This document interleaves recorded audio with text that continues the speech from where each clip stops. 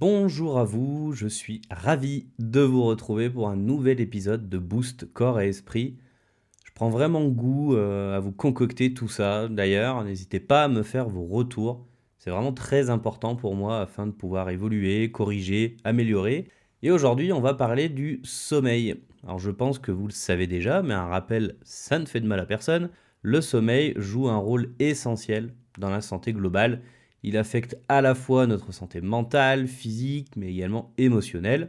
Donc il est tout d'abord crucial au niveau mental, justement pour la régulation émotionnelle, car il contribue à favoriser une stabilité de nos émotions. Plus votre sommeil est de qualité, et plus cela vous aidera à maintenir un état d'esprit équilibré, et vous aidera à éviter en fait tout ce qui est montagne russe émotionnelle, ou de péter un plomb sur votre collègue car il a oublié de mettre du sucre dans votre café à la pause. Ensuite, pour consolider la mémoire, parce que pendant que vous dormez, le cerveau passe ce temps à consolider les infos de la journée et les expériences que vous avez vécues, ce qui contribue à améliorer votre mémoire et votre capacité d'apprentissage. Et allons un peu plus loin au niveau émotionnel avec tout d'abord le stress, car quand vous dormez, vous permettez à votre corps de récupérer et de réguler ses niveaux de cortisol, qui est l'hormone du stress, on en parlera plusieurs fois dans cet épisode. Et bien dormir vous aidera à maintenir une meilleure résilience émotionnelle. Tout est lié en fait, vous voyez, car votre inconscient, la nuit, travaille à consolider aussi vos expériences émotionnelles de la journée. C'est également donc crucial au niveau physique, car c'est quand vous dormez que votre corps passe une bonne partie de son temps à régénérer vos cellules, réparer vos tissus, produire les hormones de croissance, et un bon sommeil soutiendra votre système immunitaire et votre récupération physique. Et si on parlait aussi du poids, c'est intéressant, non? Eh bien, un sommeil insuffisant est associé à un déséquilibre de vos hormones, ce qui peut entraîner des changements au niveau de l'appétit, de la satiété, et ça favorise une prise de poids. Mais on détaillera ça un petit peu plus loin dans l'épisode. Pour résumer, en gros, un bon sommeil favorise l'élimination des toxines, c'est régulateur hormonal, glycémie, cortisol, reconstruction des stocks d'énergie, réparation des os, des muscles, régulation du système immunitaire, récupération intellectuelle, diminution du stress, récupération physique et psychologique également. Et si vous ne dormez pas bien ou pas suffisamment, vous mettez à mal votre esprit, votre cerveau, votre corps et vos émotions, en gros, votre santé en général. Car oui, vous l'aurez bien compris, ici on parle de soi dans la globalité et c'est justement ça, la magie des neurosciences. Si je devais vous résumer simplement les conséquences d'un sommeil de mauvaise qualité ou de trop peu de sommeil, ça serait en gros une diminution de la concentration et de la clarté mentale, une altération de la mémoire, une baisse des performances cognitives, une diminution de la réactivité et du temps de réaction, en gros vous êtes mou, de plus en plus mou, problèmes émotionnels, irritabilité, colère, impact sur votre santé physique, déclin de vos performances professionnelles, des effets sur vos relations sociales, etc. Il y en a une très longue liste. Alors, on va parler maintenant des bases du sommeil. En fait, une nuit de sommeil, elle est composée de plusieurs cycles qui comportent eux-mêmes plusieurs phases. Donc vous avez d'abord une phase qu'on appelle le sommeil léger. C'est alors elle est en deux parties. Il y a une partie qui est la transition entre l'éveil et le sommeil, qui dure quelques minutes, où vos muscles se relâchent.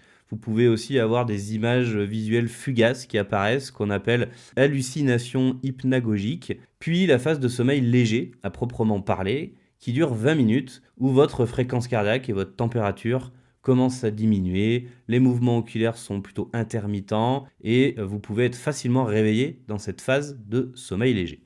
Ensuite, on a le sommeil profond. Alors une première période toute petite de transition où les ondes cérébrales delta apparaissent, qui sont les ondes du bien-être, des ondes qui sont plutôt lentes. Ça commence à devenir plus difficile de vous réveiller et votre corps commence à récupérer au niveau physique. Et puis le sommeil profond complet arrive et la majorité des ondes cérébrales sont justement des ondes delta. Et à ce moment, c'est crucial pour votre récupération physique, la croissance, la régulation hormonale et la consolidation de la mémoire. Et vous pouvez être complètement désorienté si on vous réveille à ce moment-là. Et je pense que vous avez déjà vécu ça un jour dans votre vie. Enfin, il y a le sommeil paradoxal. Et là, on constate des mouvements oculaires qui sont très rapides. Et c'est à ce moment-là, en fait, que vous rêvez. La respiration, elle devient aussi plus rapide, plus irrégulière. La pression artérielle, elle augmente. Et votre cerveau, il est aussi actif que quand vous êtes réveillé. Et c'est le moment où il y a ce qu'on appelle une paralysie musculaire, qui est naturelle, qu'on appelle l'atonia, et qui empêche les mouvements physiques en réponse au rêve, en théorie. Et en fait, ça, c'est les 3 grosses phases que compose un cycle de sommeil. Vous verrez parfois qu'on dit qu'il y en a 4, car on compte la phase d'endormissement, mais moi je la case plutôt comme transition dans la phase du sommeil léger. Donc moi je parle de 3 grosses phases. Un cycle dure entre 1h20 et 1h30, et pour une nuit, on préconise d'avoir 5 cycles complets de sommeil. Mais on en parlera un peu plus tard. Et justement, là on va parler de la durée recommandée. Alors il y a plein d'écoles, mais moi je vais vous parler de ce que j'ai cherché et surtout ce que j'ai éprouvé et qui a fonctionné sur moi et mes clients. On partira globalement pour tout le monde entre 7 heures et 9 heures par nuit. On parlerait par contre de 7 à 8 heures pour ceux qui ont plus de 65 ans. Et c'est déjà un bon point de départ. Mais la quantité optimale, elle varie vraiment selon les personnes. Mais les études ont montré que dans cette fourchette, en fait, on était pas mal et qu'en dessous, il y avait plus de risques pour la santé. Donc j'ai déjà cité les effets d'une privation de sommeil en début d'épisode, mais je voulais détailler celui de la prise de poids ou qui empêche de perdre du poids. On va parler un peu d'hormones. Donc au niveau des hormones, on a la mélatonine, qui est l'hormone de l'endormissement. On a le cortisol, qui est une des hormones du stress. On a l'adénosine, qui est un neurotransmetteur, plutôt calmant, on va dire. La gréline, qui est l'hormone de l'appétit. La leptine, qui est l'hormone de satiété. Et l'insuline, qui aide à réguler le taux de sucre en le diminuant, en fait. À réguler votre taux de sucre dans le sang. En fait, quand vous dormez, vous sécrétez, normalement, beaucoup de leptine. C'est l'hormone donc de satiété et elle est synthétisée par les cellules du tissu adipeux, en gros votre gras. Et c'est pour ça qu'on n'a pas faim quand on dort, quand tout va bien. Mais quand la nuit elle est trop courte, on va avoir une diminution de la leptine et une augmentation plutôt de la gréline, ce qui va faire que vous allez avoir faim, des fringales, ce qui va générer un dérèglement des sensations alimentaires, et donc on va manger beaucoup plus, et plutôt moins qualitatif, et plutôt sucré. Donc ce qui va favoriser à terme une prise de poids. Mais aussi, on augmente le stress physiologique quand on dort pas assez. Et ça, c'est le stress qu'on voit pas, à contrario du stress émotionnel que lui, on arrive à ressentir. Le stress physiologique, il est là, en arrière-plan, mais c'est pas celui qu'on ressent vraiment de façon très significative au quotidien, mais qu'il faut prendre en compte. Du coup, on augmente le stress physiologique quand on dort pas assez, et donc l'hormone, le cortisol. Et pour contrebalancer ça, on a besoin de beaucoup de dopamine pour contrebalancer le cortisol. La dopamine, c'est l'hormone du bien-être et du plaisir. Et du coup, on va avoir envie de plus de sucre, on va avoir des envies sucrées, de plaisir. Du coup, pour pouvoir sécréter plus de dopamine, on va manger plus sucré, donc on va favoriser la prise de poids également. Et enfin, on va altérer la digestion du glucose. Alors ça, c'est tout un tas de choses au niveau biochimique. Et ça va entraîner à terme de la résistance à l'insuline. On en parlera dans un autre épisode, mais en gros, c'est le pré-diabète. Et tout ça va favoriser la prise de poids. Donc c'est pour ça, avec toute cette cascade de neurotransmetteurs, d'hormones et de dérégulation de tout ça, en fait, que quand vous dormez pas assez ou que vous dormez mal, eh ben, ça peut favoriser une prise de poids et ça peut surtout aussi vous empêcher d'en perdre. Et j'ai envie qu'on fasse un focus vraiment entre le manque de sommeil et le cortisol et la prise de poids. Le cortisol, en fait, il va libérer du sucre dans le sang. C'est une hormone hyperglycémiante. Elle va favoriser le stockage des graisses sous forme de triglycérides, c'est votre gras. Et quand vous subissez un stress, n'importe lequel, vous allez sécréter de l'adrénaline, une hormone du stress pour faire face en fait. Mais plus le stress s'allonge et qu'il devient chronique, du coup vos taux de dopamine qui permettent de vous sentir de bonne humeur vont diminuer et s'épuiser. Ensuite l'adrénaline ne réagira plus, vous serez de moins en moins en forme. Elle aura plus son rôle de vous garder éveillé. Partez du principe que si vous dormez pas une nuit, 2 nuits, vous arriverez à être à peu près en forme et éveillé parce que l'adrénaline va vous aider à ça. Mais au bout d'un moment, vous allez être complètement épuisé, vous n'arriverez plus à rester éveillé. Parce que du coup, il y aura plus l'adrénaline réagira plus et il aura plus son rôle en fait. Et le cortisol va augmenter. Et enfin, va diminuer la sérotonine, qui est l'hormone du bien-être, qui régule l'humeur, l'alternance jour-nuit, l'appétit également, et qui régule le taux de cortisol aussi. Et plus vous avez des taux de cortisol élevés, plus l'envie de dormir va se réduire, et plus vous aurez envie de sucre, et c'est un peu le chat qui se mord la queue. Voilà, j'espère que j'ai été clair, j'ai essayé de faire simple, mais sachez que ma messagerie est toujours ouverte pour en discuter davantage. Alors, on va parler d'établir une routine de sommeil saine,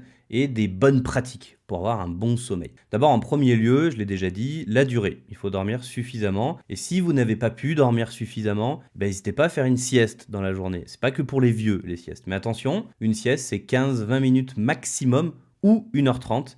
Et on va justement en parler. Dormir assez, c'est bien. Et respecter ses cycles, c'est encore mieux. C'est ce que j'ai mis en place et certaines clientes aussi, et elles ont vu une réelle différence. On disait donc qu'un cycle durait 1h30. Donc il faudrait que votre nuit fasse X cycles de 1h30, 5 idéalement. Et on parlait de la sieste, et elle doit durer 15-20 minutes, ce qui suffit pour être un peu réparatrice, mais pas suffisante pour vous tomber en sommeil profond, la phase où si tu te réveilles ici, t'as la tête dans le... t'auras compris. Ou alors 1h30 pour un cycle de sommeil complet et avoir bien récupéré et pas avoir la tête là où tu sais. Du coup, je calcule, ou via un super site qui s'appelle sleeps.fr, sl2eps.fr, je calcule mon heure de coucher par rapport à l'heure où je veux me lever, ou inversement. Je calcule mon heure de lever par rapport à l'heure où je me suis couché. Et dites-vous qu'il vaut mieux dormir donc 4h30 que 5h, 5h15 par exemple. Vous vous réveillerez bien mieux car à la fin d'un cycle complet. Qu'en 5 heures, en fait, vous serez au milieu d'un cycle et avoir toutes les mauvaises sensations associées. Approuvé, je vous assure. Les études montrent que le meilleur moment pour s'endormir est entre 22h et minuit. Moi, je vous conseillerais de vous mettre au lit à 22h, de lire un bouquin pendant un moment jusqu'à ce que vous fermiez les yeux devant et hop, au dodo. C'est ce que je fais moi et ça fonctionne très bien. Parlons du lieu. Votre chambre, principalement, elle doit être fraîche, entre 16 et 18 degrés maximum, pour que votre température corporelle se régule correctement pendant le sommeil. Dans le noir total, donc vous vivez normalement avec l'alternance jour et nuit, donc l'obscurité favorise une meilleure qualité de sommeil. Donc on ferme les volets et on vire les petites loupiottes qu'il peut y avoir dans la chambre un peu partout. Du silence, ça va de soi. Et ceux qui ont des bruits de fond, de ville ou autres, au final s'habituent, mais ça diminue la qualité de sommeil, soyez-en sûrs. Et mon petit conseil perso, c'est le Wi-Fi désactivé, le téléphone en mode avion pour éviter les ondes qui pourraient perturber le sommeil.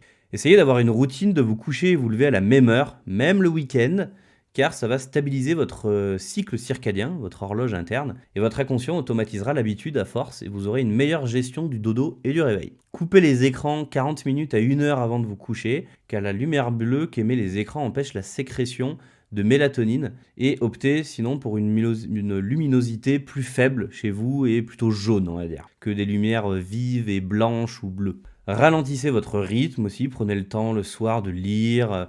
Alors, vous pouvez prendre une liseuse parce qu'il n'y a pas de lumière bleue, c'est fait pour. Vous pouvez méditer, écouter de la musique douce, voilà, faire des choses qui ne sont pas très stimulantes pour votre cerveau et votre corps. Donc, le sport le soir peut vous empêcher de dormir. Et justement, on va parler de l'influence de l'alimentation sur le sommeil et les aliments stimulants et perturbateurs de sommeil. Alors, la caféine, c'est un stimulant qui est présent dans le café, le thé, les sodas, certains médicaments aussi.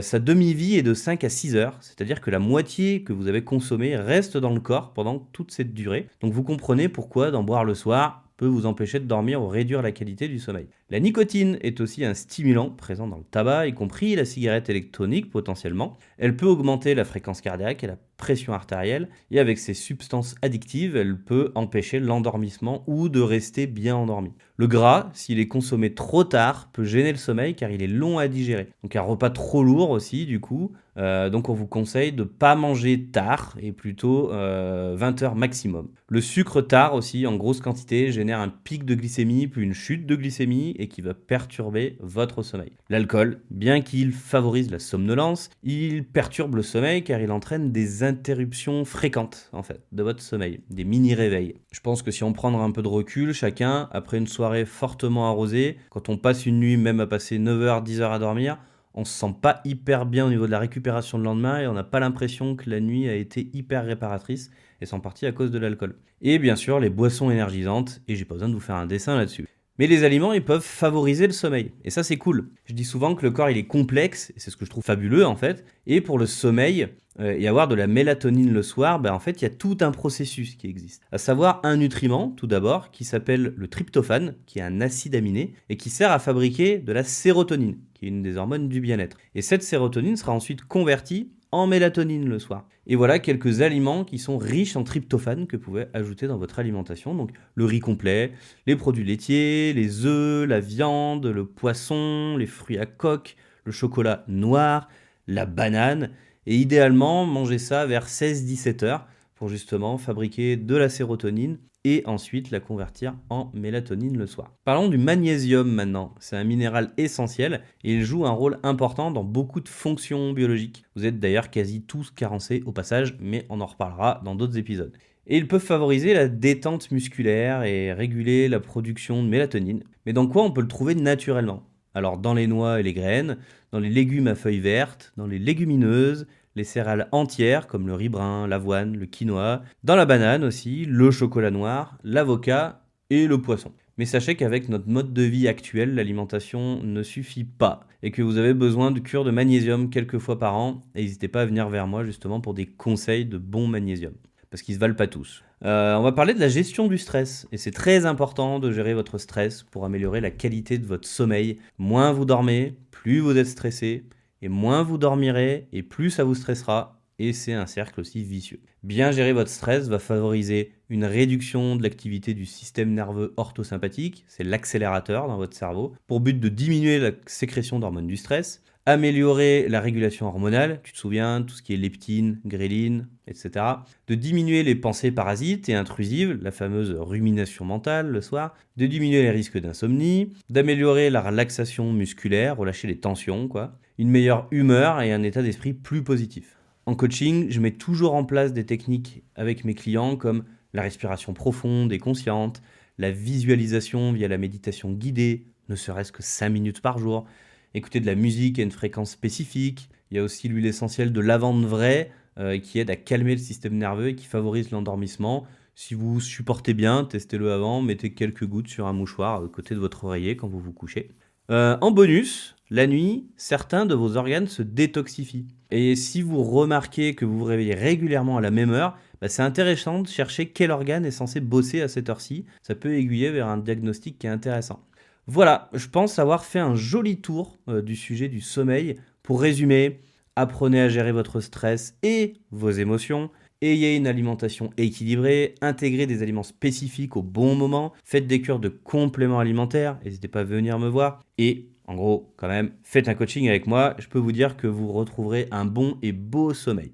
Passons à l'action maintenant, dès aujourd'hui. Après avoir écouté cet épisode, je t'invite à 2 actions. La première, c'est de supprimer les écrans 40 minutes à 1 heure avant de te coucher. La deuxième, c'est de calculer tes cycles de sommeil et donc te coucher et te réveiller à la bonne heure. Ça fera déjà une grosse différence en bout d'une semaine et plus, je peux te l'assurer. Je suis d'humeur ultra généreuse, bon, je le suis tout le temps généreux, mais là, un peu plus. Je t'annonce le sujet de l'épisode de la semaine prochaine. On rentrera un peu plus dans les 5 facteurs du vivant. Si tu sais pas du tout de quoi je parle, go écouter l'épisode 1 juste avant celui-ci. Et avec le facteur de la respiration. Alors rendez-vous mardi prochain et n'oublie pas, si tu ne prends pas soin de ta santé, qui le fera à ta place?